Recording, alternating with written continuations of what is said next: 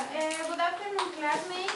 We are going to talk about voicing and consonant sounds. In my case, I'm going to explain the larynx.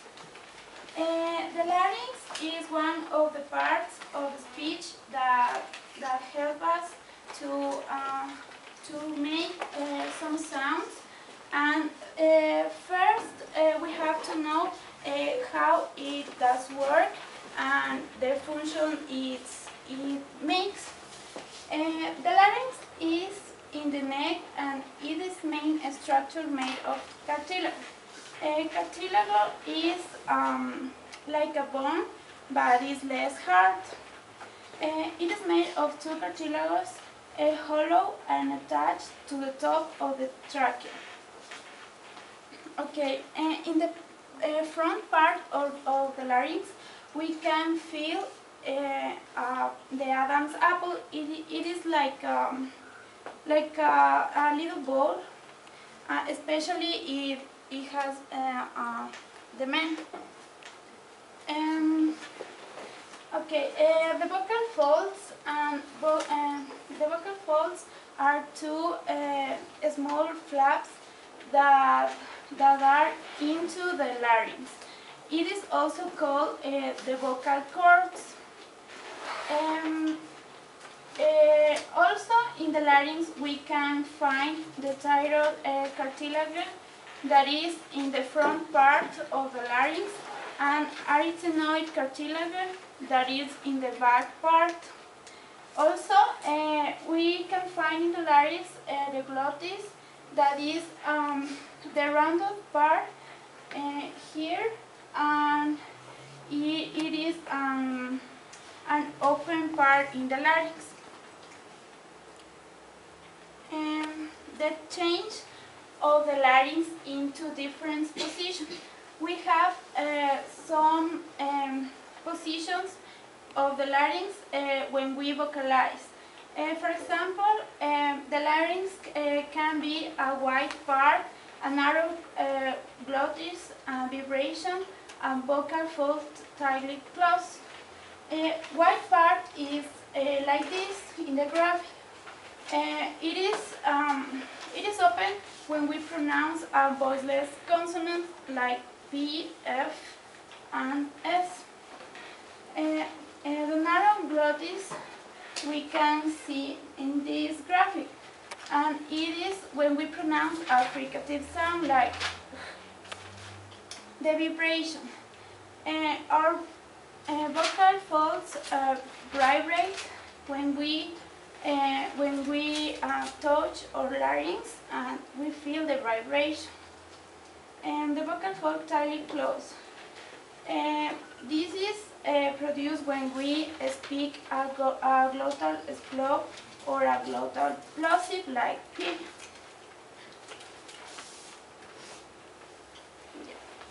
Now I'm going to talk about respiration and voicing, but I show a video that you understand better way about the respiration. It's very short. The respiratory system moves air through the nose, pharynx, larynx, trachea, and bronchus to the alveoli where the gas exchange between oxygen and carbon dioxide occurs. Ears are the openings to the nose. The nasal cavity is lined with cilia, mucous membranes, and blood capillaries.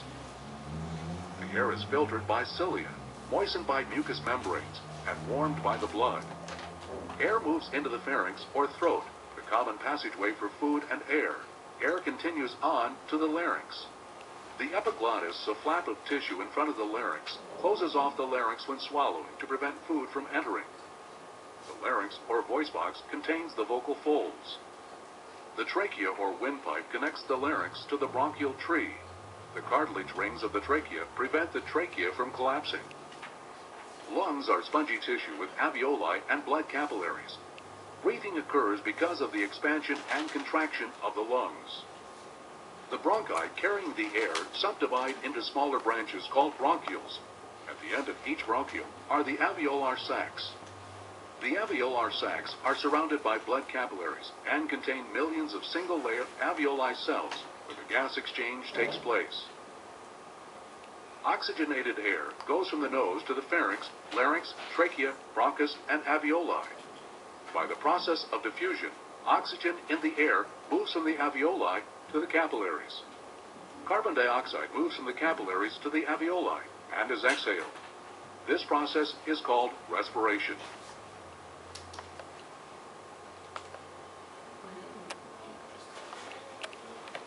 As you can see in the video, several times the air passing between the vocal folds. The vocal folds, as you can see in the video, is located in this part. When air is moved out of the lungs, we say there is an aggressive pulmonic strain. What is the meaning about aggressive pulmonic strain? Is when the air leaves from our lungs. All speech sounds are made with some movements of air. As you know, we use different movements of respiration to produce the sounds of the words. As you can see in this picture, when the air inhales, our lungs like are sponges. As you can see in this, the diagram in this part, the contrast moves down. And in the other picture, when the air exhales, you can see the lungs are in the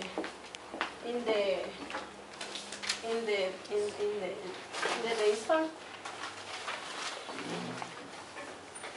When we talk, a respiration process is described as the air pass freely without obstruction. We form structures in the vocal tracts. The structure, what is the meaning of the structure? The structures is the obstruction, the air, when we produce a sound of any word. We can make a structure in the larynx, however, just if the vocal folds are in the correct position, it's possible the vibration.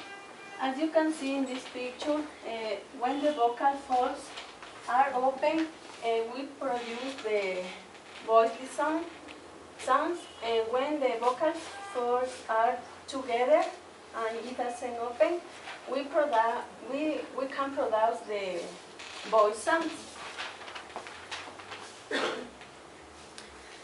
When the vocal folds vibrate, we hear a sound called voicing or phonation. The meaning of those words are it refers to the vibration when we pronounce a word. For example, when we pronounce, you can put the fingers in the vocal tract and you can feel the vibration like a zzz.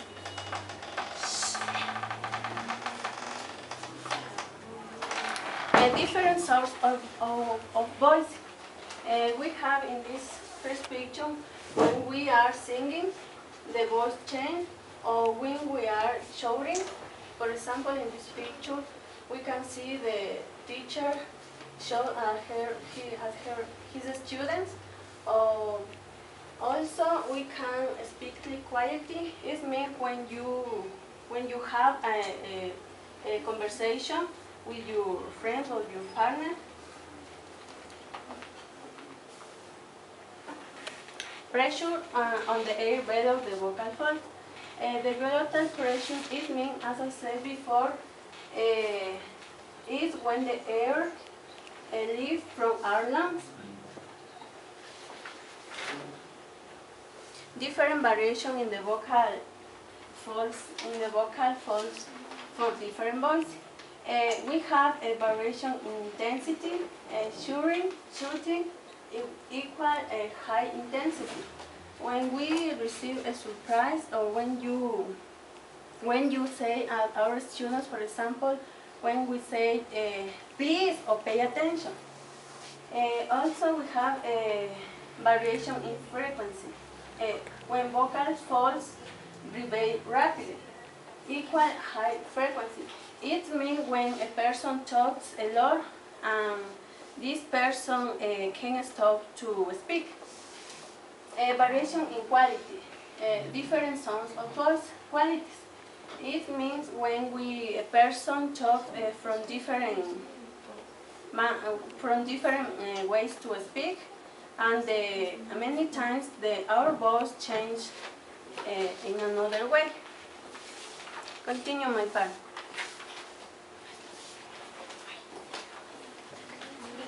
I'm going to talk about forties and lenis. Forties and lenis are the phonetical meaning for strong and weak.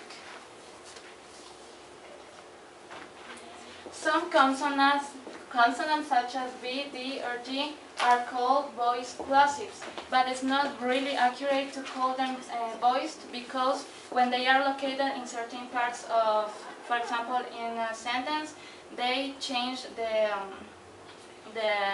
frequency of the sound. For example, when they are in initial or in final position, the sound is not very high. For example, with the B, D, or G, in those examples, band, damn, go, crab, pat, and pig.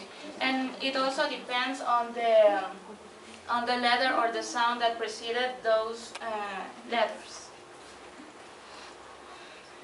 Some phoneticians also notice that P, T, or K, as they are voiceless plosives, are pronounced sometimes with more force than B, D, or G. So they gave an appropriate name for those letters. For example, P, T, or K, as voiceless plosives, they are forties. And B, D, and G, which are voiced plosives, they are lenis. But it wasn't really, it wasn't proved for anyone yet. In this chart, we can notice the plosive phonemes of English. With this chart, we can place any kind of letter or consonant, according to the place of articulation. For example, B, T, and K, which are P is it's pronounced with the two lips. T it's an alveolar sound, and velar it's K it's a velar sound. In lenis consonants we have B, D, and G. When we have to pronounce or produce any kind of sound, we have to obstruct in different ways the airflow. For example, plosives, which don't, in our vocal tract, the air doesn't pass through the vocal fricatives and nasals. They also have another way to obstruct the airflow, and this fact is called manners of articulation.